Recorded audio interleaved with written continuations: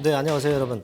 자, 요즘 건설주들이 굉장히 많이 올랐어요. 근데 우리가 가만히 좀 생각을 해보면, 물론 이제 유가 뭐 그런 쪽하고도 관련이 많이 돼서 움직이기도 하지만 정부의 어떤 정책과 관련해서 움직일 수도 있는 부분입니다. 그래서 오늘은 정부의 정책 중에 작년에 뉴 스테이 건과 관련된 특별법이 제정이 됐죠. 작년 연말에 이제 제정이 됐습니다.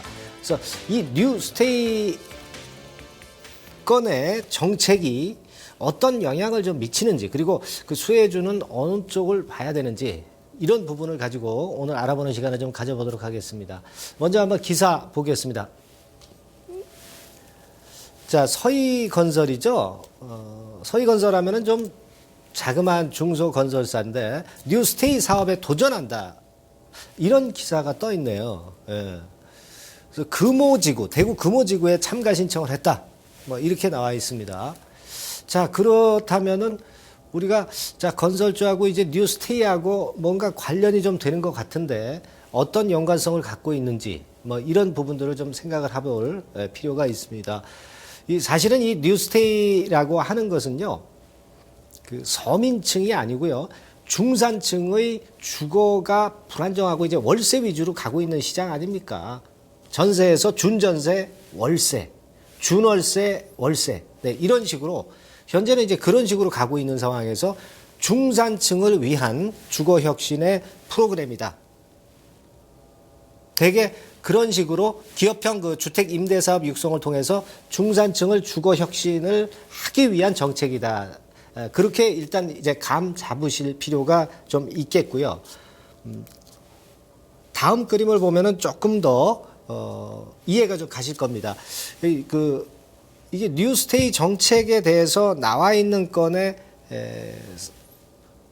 정부 그 사이트에서 제가 발췌를 해 본 건데, 자, 보세요. 중산층입니다. 중산층을 대상으로 하는 건데, 새로운 기업형 임대주택이에요. 과거에 임대주택이라고 이제 많았지만 되게 이제 서민들을 위한 거였잖아요. 근데 그 대상이 이제 중산층 정도라고 보시면 되겠고요. 자, 이런 정도의 혜택이 있습니다. 그래서 기업형 임대주택의 임대료를 보면은 되게 보증금이나 월세, 이런 부분들이 굉장히 좀 싼 것 같죠? 그렇죠? 네, 싸고 질도 괜찮습니다. 밑에 보시면 새로운 토탈 주거 서비스를 제공을 한다. 이사나 육아나 청소나 세탁 서비스, 이런 쪽에서 좋은 얘기가 많이 나오고 있고요. 그러니까 좀 더 럭셔리한 그런 임대주택이 아니냐, 되게 우리가 그렇게 감 잡을 수 있는 거예요. 그래서 중산층을 위해서 하는 것이다, 이렇게 볼 필요가 있겠고요. 근데 왜 그렇게 이런 뉴스테이 건의 정책이 나왔겠습니까? 아무래도 이제 저금리 하에서는 전세를 잘 놓지 않죠. 보증금의 이자도 제대로 나오질 않으니까요. 그런 배경이 있다, 이렇게 봐야 되겠고, 두 번째로는 주택 가격 같은 경우가 올라가지는 않잖아요. 안정이 돼 있지 않습니까? 자, 그러다 보니까 그런 측면들도 없지 않아 있고요.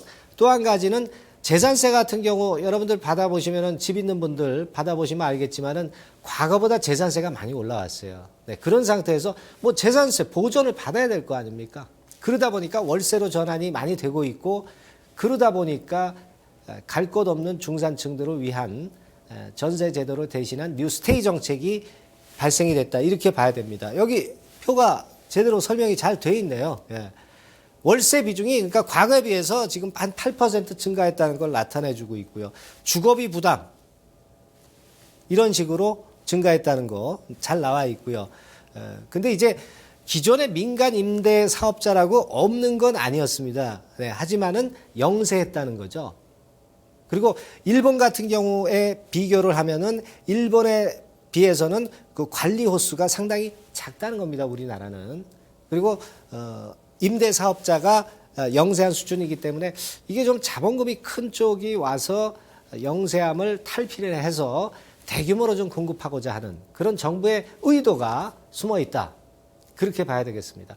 어떻게 보면은 그러면 서희건설 같은 이 중소형 건설사들은 명함을 내밀지 못할 수도 있죠. 대기업한테 자꾸 질 수가 있어요. 그게 사실 딜레마입니다. 중소형 건설사도 같이 살려야 되는데 대형 건설사만 그래서 사는 게 아니냐 그런 반대 의견도 사실 나오고 있습니다만은 큰 틀을 봐서는 여하튼 그런 것이다라고 보시고요. 이것은 아까 제가 서두에 잠깐 말씀을 드렸지만은 작년 12월에 그 특별법 그 발효가 됐죠. 그래서 주요 내용을 대개 살펴보면 이런 정도 모습이에요. 이것은 제가 아까 말씀드렸던 그런 큰 골격을 갖고 있는 내용입니다. 나중에 한번 살펴보실 그 필요가 있다 이렇게 좀 보여지고요. 자, 대개 이 특별법에 의해서 지금 현재 뉴스테이 정책이 나왔다 이렇게 좀 보셔야 되겠고요. 그렇다면은 아까 말씀드린 그 서민을 위한 공공 임대주택도 있지 않습니까? 그것하고 어떻게 틀릴까요? 자, 여기 보시면 뭐 행복주택이나 뭐 국민임대나 영구임대주택 있습니다. 근데 대개 보면은 중산층을 위한 것이고 규모도 좀 크죠? 네, 규모도 큽니다. 목적도 역시 중산층이고요. 예. 요런 정도의 차이가 있다. 이렇게 좀 보실 필요가 있습니다. 그리고 일본과 같은 경우 사례를 우리가 잘 참조를 해야 되는데 일본 같은 경우가 1995년도 이후에 결국 이러한 민간 임대주택이 활성화되면서 그쪽을 신규 사업을 영위하는 업체하고 그쪽을 영위하지 않는 업체하고 차이가 현격하게 이제 벌어졌습니다. 그래서 예를 들어서 일본 사례 다이와 하우스 같은 경우는 그런 쪽에 미리 진출을 했던 그 기업이죠. 그래서 다이와 하우스 같은 경우는 다른 JGC나 시미즈 같은 기업보다 나중에 결국 궁극적으로 보면 어때요? 점선이죠, 점선. 다이와 하우스 시가총액이 이 정도로 확실하게 올라갔다는 부분을 표가 보여주고 있다. 이렇게 봐야 되겠고요. 그 영업이익률 같은 경우에 그림도 한번 볼 필요가 있습니다. 자, 영업이익률 같은 경우도 보세요. 제네콘이나 시미즈 건설 같은 경우에 영업이익률에 비해서 95년도부터 좀 플랫하지 않습니까? 그쪽은. 근데 점선의 다이와 하우스 같은 경우는 어때요? 결국 점차적으로 올라갔다 이런 얘기죠. 그죠? 예. 그런 모습입니다. 그러니까 이렇게 차이가 지고 있다는 부분이고요. 다이와 하우스의 매출액이나 영업이익률 같은 경우를 또 보시면 자, 매출액 영업이익률 확실하게 점증하고 있죠. 예. 그러니까 그렇게 보셔야 돼요. 단순 시공만 하는 그런 기업들은 도태될 수밖에 없다는 거죠. 이런 측면에서 보면 임대 쪽 서비스, 뭐 예를 든다면 임대주택이라든가 또는 오피스 사업 이런 쪽을 같이 병행하고 그쪽에 진출한 업체들만이 건설업체 중에서 좋은 수익을 올렸고 결국 그 성과도 좋았을 겁니다. 자, 그런 부분들도 보셔야 돼요. 자, 이익률이 가장 좋은 편 나와 있죠. 임대나 상업시설이나 오피스 쪽. 자, 이쪽을 손을 대고 이쪽 비중이 높은 기업들이 살아남는다는 얘기죠. 그걸 생각하실 필요가 있고요. 다이와하우스의 영업이익 구성을 좀 보면은 그렇고요. 미쓰이 부동산하고 카지마 건설 같은 경우에 상대 주가 추이도 보십시오. 결국 카지마 건설은 단순 시공 쪽에만 신경을 썼더니 결국은 이렇게 시총이 낮아졌던 것이고 미쓰이 부동산 같은 경우는 그쪽 사업에 신경을 쓰고 했기 때문에 결국 이렇게 시총이 상대 주가가 올라갔다는 사실을 보여주는 겁니다. 그러니까 앞으로도 국내 기업 쪽에서도 그런 측면들을 잘 간파를 해볼 필요가 있지 않나 그렇게 보여집니다. 그래서 뉴스테이 쪽에 먼저 진출한 기업들이 있어요. 우리 대한민국에서는 예를 든다면 이제 그 대림산업 같은 경우 도화동의 뉴스테이 쪽을 해서 성공을 했죠. 예, 그리고 권선동 쪽도 결국 성공을 했습니다.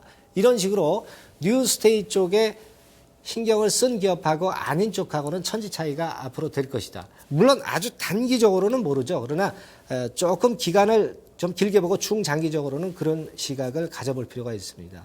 그래서 관련주 수혜가 될 수 있는 종목을 한번 살펴보겠습니다. 자, 대림산업 같은 경우는 아까 말씀드렸죠. 인천 도하에서 아주 그 대히트를 쳤죠. 네. 그런 부분입니다. 자회사가 이제 대림코퍼레이션이 있어요. 네. 이 대림코퍼레이션 같은 경우가 뉴스테이 쪽을 서비스하는 업체이고 이 기업을 갖고 있는 게 바로 대림산업이고요.